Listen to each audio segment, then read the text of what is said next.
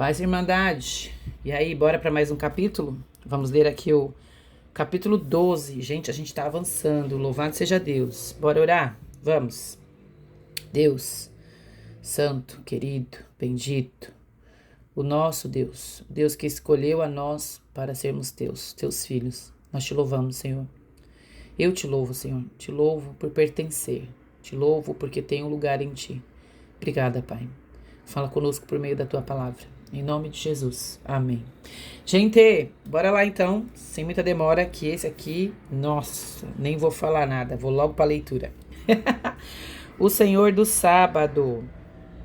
Isso daqui, essa leitura, nós também temos essa parte do texto aqui, essa explicação e essa narrativa em Marcos e Lucas. E diz assim, no 1, né? Perdão, ainda não sarei ainda não, hein? Bora lá. Naquela ocasião, Jesus passou pelas lavouras de cereal no sábado. Bora grifar, porque o título é esse, né? O Senhor do Sábado. Então vamos grifar aqui. No sábado. Então ele passou na lavoura. Os seus discípulos estavam com fome. Então tinha uma necessidade.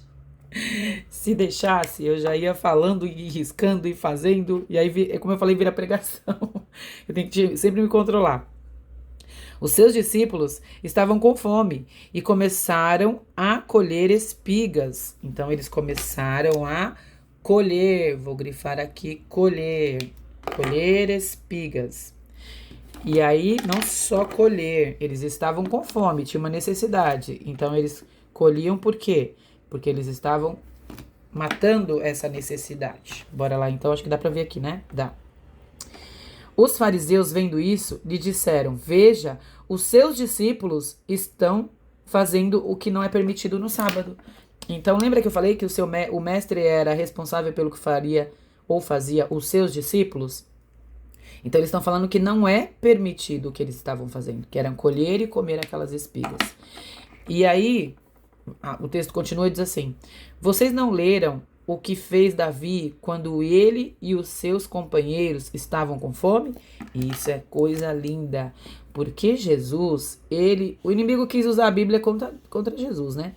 Mas Jesus usa essa palavra aqui, ele usa a Bíblia de forma linda, ele fundamenta, é muito bonito, né?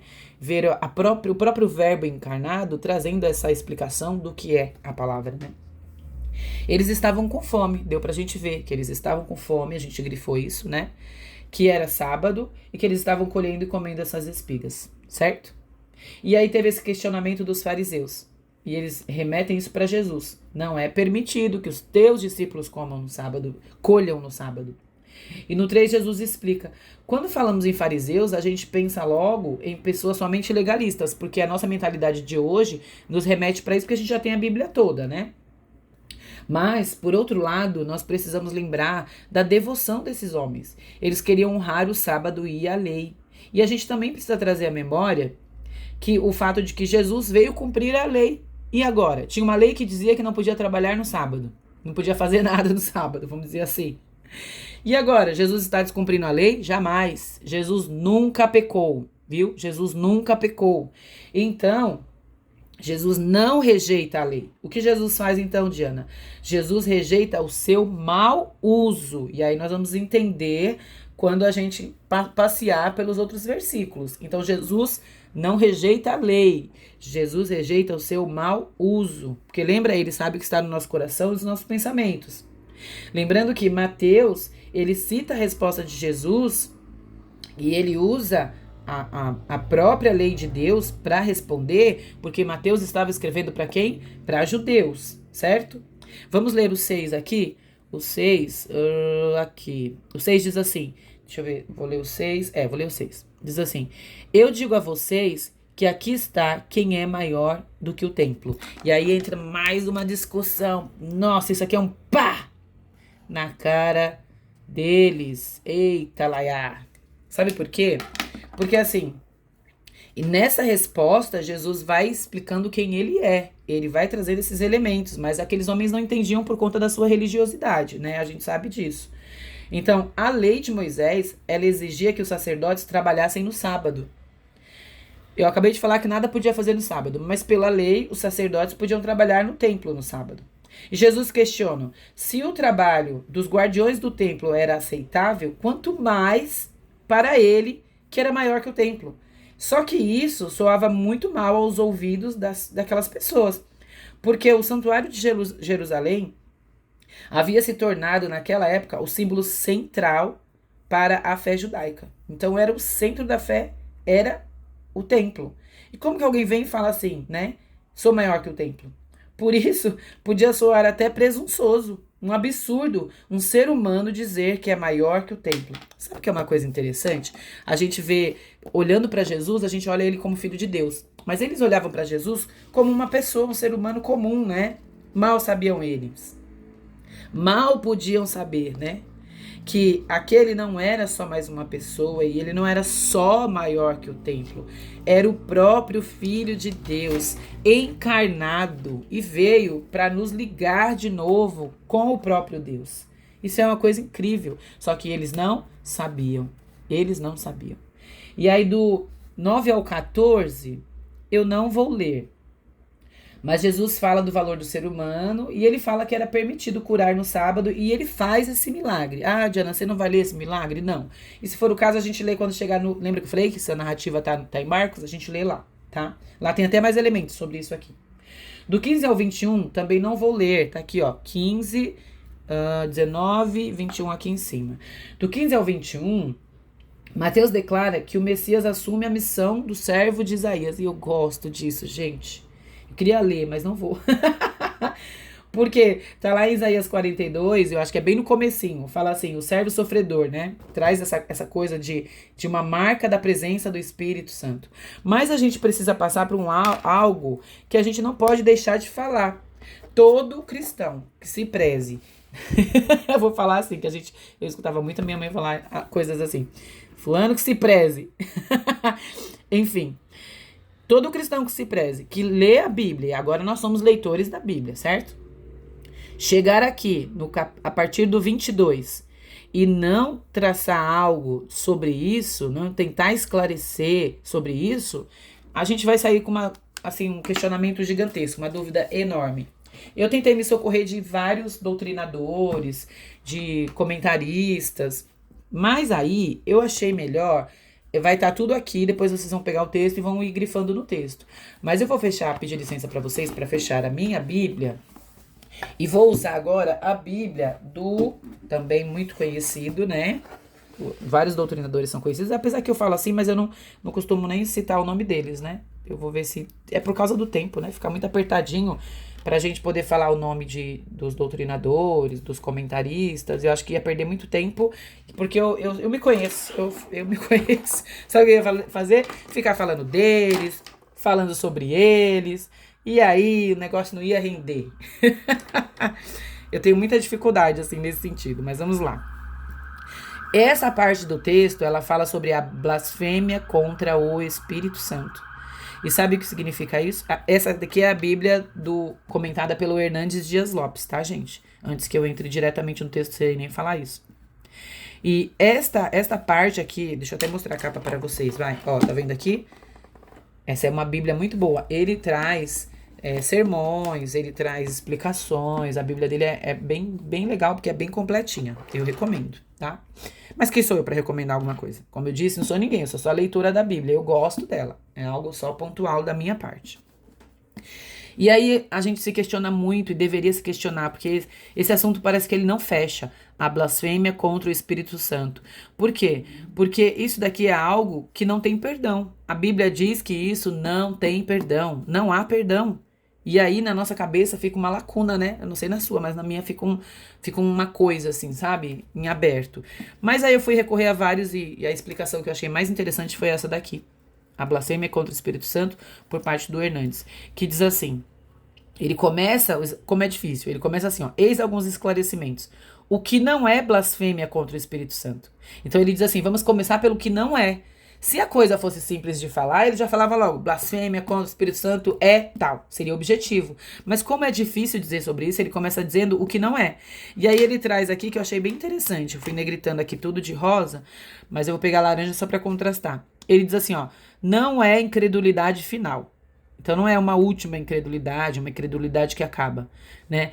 E para falar disso, ele começa citando ninguém menos que Billy Graham. Gente, é um dos expoentes aqui para nós sobre Bíblia, Billy Graham. E aí é muito, muito, muito interessante, porque o Billy Graham já dizia assim, ó, a blasfêmia contra o Espírito Santo é a rejeição total e irrevogável de Jesus Cristo até a morte. Isso é pesadíssimo, né? E aí ele diz também o que não é, lembra que ele está falando o que não é blasfêmia contra o Espírito Santo? Não é rechaçar por um tempo a graça de Deus. Vocês viram que Billy Graham fala? Que é até a morte. Então não é por um tempo. Não é negação de Cristo. Lembra? Pedro negou? Então seria complicado a blasfêmia contra o Espírito Santo não ter perdão e Pedro ter negado. Não é negação da divindade do Espírito Santo, e ele traz a explicação também. Não é a mesma coisa que os pecados contra o Espírito Santo. E você sabia que é possível pecar contra o Espírito Santo? E aí a gente vai chegar, quando a gente chegar em Efésios, Atos, a gente vai ler. Mas vamos ler só as palavrinhas principais para a gente poder entender. Então, ele diz assim, não é a mesma coisa que os pecados contra o Espírito Santo. E aí ele diz assim, ó, quais seriam esses pecados? Entristecer o Espírito Santo, apagar o Espírito Santo, resistir ao Espírito Santo e mentir ao Espírito Santo. Esses são pecados contra o Espírito Santo, mas não são considerados pelo Hernandes blasfêmia contra o Espírito Santo. E ele continua assim, não é a queda dos salvos, e aí eu não vou entrar nessa coisa de salvo, não salvo, salvo para sempre e tal. Lembra que eu falei? Eu não entro em discussões polêmicas, em nada nesse sentido, nós vamos ficar com essa frase, não é a queda dos salvos. Aí ele vem, isso era só negando, né? A forma de dizer assim, ó, o que não é blasfêmia contra o Espírito Santo. E no 2, aí ele vem, o que é blasfêmia contra o Espírito Santo?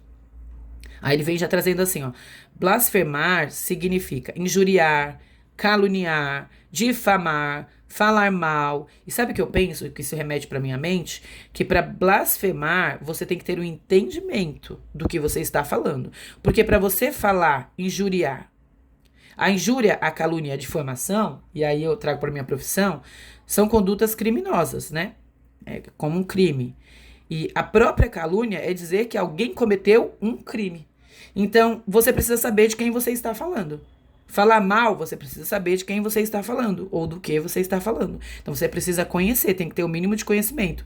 Então, blasfemar significa injuriar, caluniar, difamar, falar mal. Quem pecasse por ignorância, trazia uma oferta, né, pelo pecado. Então, teria esse perdão. Então, não é o caso de quem não sabia o que estava falando, mas pecou. Ele trazia uma oferta e era perdoado. Já na blasfêmia contra o Espírito Santo, é uma atitude consciente. Olha o que eu falei para vocês. É uma atitude consciente. Olha só que coisa impressionante. A pessoa, de forma consciente e deliberada, afirmar que o poder que age em Cristo não é o Espírito Santo, mas Satanás. Isso é por consciência, de forma consciente. Então, essa blasfêmia é imperdoável.